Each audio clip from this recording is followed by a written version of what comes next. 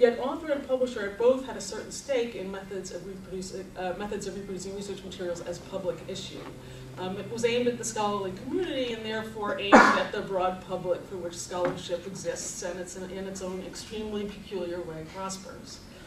Of Binkley, I'm going to have a lot more to say right away, but of Edwards Brothers, it might be enough to note for now, and I'll try and work around to this at the end, that the publication director of Edwards Brothers soon left to create a new company called University Microfilms International, later UMI. And UMI later created a company known as ProQuest. So these are the two characters here, one I'll talk a lot about and one I'll return to briefly at the end. I did a little poking around, and the C is for Cedric, but the B is for Barnum. Binkley's book was a preliminary survey that he had put together for a group called the Joint Committee on Materials for Research. And it was a joint committee of the Social Science Research Council and the American Council of Learned Societies. These are both organizations, you may be surprised to know they go back this far, but they're from 1923 and 1919. And go even before the Depression, but then going into the Depression, they step up and form this committee to look at the problem of reproducing research materials. The original members were 5.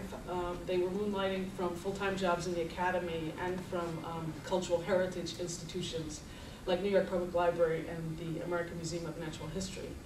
Binkley wasn't in the original 5, but his name came up at the first meeting and he joined them in the second meeting, and then he served as the president of this joint committee from 1932 until his untimely death in 1940 at the age of 42. A Stanford-trained historian of modern Europe, Binkley was a professor at Western Reserve University for most of this time. And among his diverse accomplishments, he would briefly become the world's leading authority on methods of reproducing research materials. Now, that phrase is doubtless very awkward to 21st century ears. But the notion that there are methods of reproducing that may be appropriate to research materials is hardly passé. And I think today's digital humanities comprise a scholarly domain framed in very similar terms, asserting the relevance of digital media, digital methods of reproducing to humanistic inquiry. By all accounts, if you read around in the literature that's now growing up around digital humanities, there's a precise starting point that people point to, and this is 1949 when Father Roberto Busso started to use computers to compile a Concordance of Aquinas.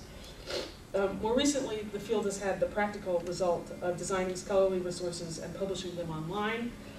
Editions and collections, yes, but also tools for data mining, analytics, and visualization. The intellectual result of these resources for their many users, to my mind, remains grossly understudied so far. But the intellectual payoffs for their designers have been immense, detailed in a growing literature that addresses core concerns of the humanities. Everything from terms of analysis, what is text after all, to its changing role in and against the culture of information more broadly. And here I'm thinking of things like Jerry McGann's Weighted Textuality, but also Allen's Laws of Cool, which have really sort of framed my thinking on this. So this talk is going to pursue the work of Robert Binkley and the Joint Committee for 2 reasons. First, gently to suggest a broader history for the digital humanities that is usually rendered, and there's certainly many more possible. And the second is sketching more ample and more specific kind of Typescript and related media that has yet been rendered either by media studies or in accounts of what William Stott called the documentary expression of the 1930s. There's a lot of work on 1930s documentary that some of you may be familiar with, and sort of the typewriter almost never enters in, and I think it should. However paradoxical it may seem to find a pre-digital history for the digital humanities, I think that stands to open to scrutiny precisely the connections between methods of reproducing and research materials, between media and the modes and substances of inquiry in the domain of history, arts, and letters. So it's a sort of knowledge question, a science studies question, but about the humanities. Like Allen's pre-digital history of encoded discourse, the standards and meta-standards of scientific management applied to knowledge work in the early 20th century. It's an account of surprising continuities against, of course, admitted discontinuities. That such a project must involve Typescript, I hope will become clear. Typing and typists in the period of their ubiquity helped to articulate many of the organizational structures of modern life, that mechanical production of text, not the mechanical reproduction of text, the mechanical production of text helped to mark out. And so you think about it, some structures that are organized around typewriters or around typing pools or bigger organizations, bigger sort of arrays of typing pools. So there's a kind of internal, external question I'm still trying to figure out here. Though it was published partly as an object lesson in order to show the feasibility of small run, kind of specialized publication for academics. Binkley's Methods was also in effect an internal document, and it was aimed at those parent councils to try and get them to continue the work of the Joint Committee, to continue to sponsor this committee. As it happens, the work did continue, and Binkley published a second expanded version of that manual with a slightly more prepossessing but no more alluring title, The Manual on Methods of Reproducing. Again, it was photo offset from Typescript, but this time the edition ran to 1,500 copies and there was a cover price of $3.50. Today you can buy DS-Session library copies for between $150 and $200. It's a fabulous book. It was just a little too heavy to bring to LA, to bring to Santa Barbara, so I apologize. I didn't bring my copy of this. I'll show you a few pictures later on. Like the first edition, the manual sought to offer a detailed analysis of scholarly publication and also the relevant processes for preservation and accessibility. Unlike the first edition, it was lavishly illustrated, though. There were charts and tables that were part of the Typescript, but then tons of other illustrations that are tipped in and unpaginated in the text.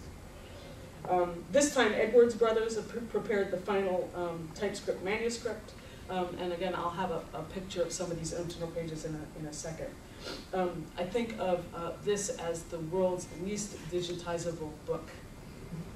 No attempt has yet been made that I know of. So most of what I want to do today is just offer a description of this wacky-ass manual and sort of bend that around to this question of unpublishing and the Typescript book and see if it doesn't, for you, suggest some context for digital humanities historically. But before I get into that, I just want to spend a second thinking through what the committee meant by materials for research. It seems clear to me now that there's sort of a trivalent definition of this term at work, and that's important in the long run. To begin with, materials for research were simply source materials. And here the committee killed itself without satisfyingly being able to conceptualize sources as a whole. They turn out to be very slippery once you start talking to different scholars in different fields. So two members, a business historian from Harvard and an anthropologist from the American Museum of Natural History, sent out a form letter to different scholars to try and solicit information on what source materials needed to be considered or were being overlooked. But they were frustrated, they reported to the committee, that a number of scholars had never thought of the possibility of there being materials for their studies that were not being collected or utilized. Scholars could tell the committee which sources they did use, but they had a harder time identifying or indeed caring what sources they didn't use. They had never thought of what they had never thought of. This is actually, I think there's an opposite, this is a Search Today is presenting an interesting version or mirror image of this kind of problem in ways that I would love to continue to think about. Now, this logical dilemma of trying to think about what has not been thought suggests a second sort of material for research with which this committee would be consumed. And that is materials that inventory, describe, catalog, or otherwise facilitate control over source materials. Discussion returned repeatedly at the first meetings to the idea of instigating or making a bibliography of bibliographies. A fascinatingly romantic, quixotic idea here, which I think would embrace finding tools and metadata today.